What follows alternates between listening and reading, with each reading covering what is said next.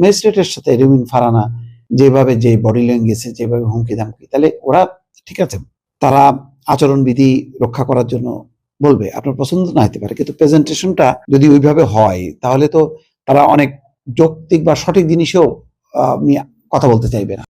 আমি রুমিন ফারহানা, কোনো দল লাগে না আমার। আপনি পারলে থামাই দেন। আজকে আমি ভদ্রতা আমাদের Excuse me, sir. This is the last time. I will not listen to this. আচরণবিধি লঙ্ঘন করলে সব জায়গায় হচ্ছে। আপনি পারলে থামাই দেন। আজকে আমি ভদ্রতা আপনাদেরকে বুড়া আঙ্গুল দেখায় আপনারা কিছু করতে পারেন না। এইরকম দেখায় আপনাদের। খোঁজ নেন। প্রশাসনে বসে আছেন, খোঁজ নেন।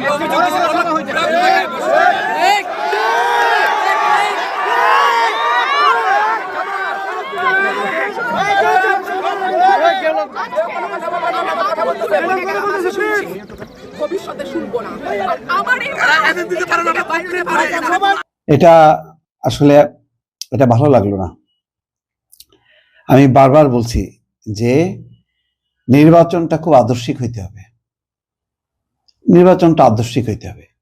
তবে আজকে একটা আচরণ ভালো লাগছে, নাসিরউদ্দিন পাটোয়ারি একটা বেশ মানে এক মুরব্বীর কাছ থেকে একটা শক্ত কথা হজম করছে। দেখেন, আপনি দোয়া করেন ইনশাআল্লাহ, দোয়া করবেন তো প্রত্যেক তো দোয়া করি, কিন্তু কষ্ট করবেন আল্লাহ বলছে ইনশাআল্লাহ ইনশাআল্লাহ। দোয়া করলে লাভ মানে এই যে লাভ, দোয়া করেন, দোয়া করবেন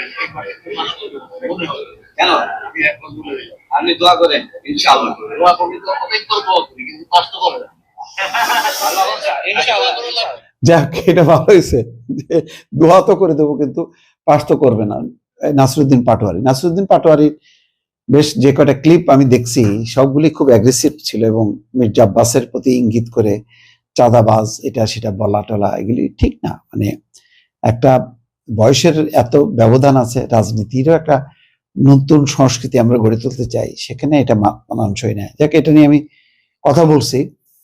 তো যাক, এখানে নাসিরউদ্দিন পাটোয়ারি ভালোভাবে হ্যান্ডেল করছে, কিন্তু ম্যাজিস্ট্রেটের সাথে রুমিন ফারহানা যেভাবে যে বডি ল্যাঙ্গুয়েজে যেভাবে হুমকি ধামকি, তাহলে ওরা ঠিক আছে, তারা আচরণবিধি রক্ষা করার জন্য বলবে, আপনার পছন্দ না হতে পারে, কিন্তু প্রেজেন্টেশনটা যদি ওইভাবে হয় তাহলে তো তারা অনেক যৌক্তিক বা সঠিক জিনিসেও নিয়ে কথা বলতে চাইবে না।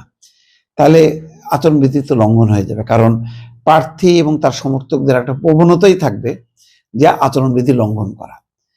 সেখানে বাধার প্রাচীর দাঁড়াবে নির্বাচন কমিশনের পক্ষ থেকে এখন দায়িত্বরত ম্যাজিস্ট্রেটরা, তারা যে বলবে যে এটা ঠিক না, ওটা ঠিক না, আপনার পছন্দ হোক বা না হোক, কিন্তু এইভাবে যদি সবাইকে নিয়ে প্রতিরোধ করতে যান তাহলে তো ভয় পেয়ে যাবে। এমনি তো প্রশাসন, আমি বারবার বলি, পুলিশ প্রশাসন তো দুর্বল, নাজুক অবস্থার মধ্যে আছে।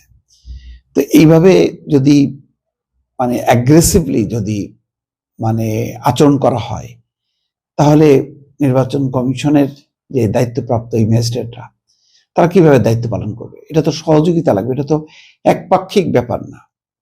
আমি তো বললামই তো আপনার, এটা আমিও যদি নির্বাচন করতে নামি, কিছু আচরণ বিধি লঙ্ঘনের একটা প্রবণতা হবে এবং ম্যাজিস্ট্রেট যারা নির্বাচন কমিশন তারা এসে ধরবে, এটা ঠিক না, ওটা ঠিক না, এটা বলবেই।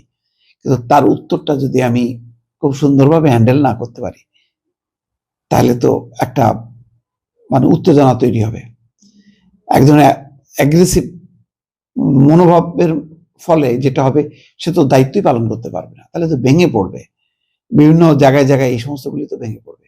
সুতরাং আমি বারবার বলি, সেই নাসিরউদ্দিন পাটোয়ারিকে বলি, রুমিন ফারহানাকে বলি, প্লিজ একটা এমন ভাবে আচরণ করেন যেখান থেকে অন্যরা শিখবে, যাতে ভেঙে চুরে না পড়ে। আপনার ক্ষমতা আছে বলে আপনি ক্ষমতাটা দেখেন না, এটা শালীনভাবে সুন্দরভাবে উন্নত রাজনৈতিক সাংস্কৃতিক যে একটা অবস্থান, সেটা আমাদেরকে ধরে রাখতে হবে। এবং এটাই তো পরীক্ষার সময়, আপনার আচরণ দেখে ভোটাররা ভোট দেবে।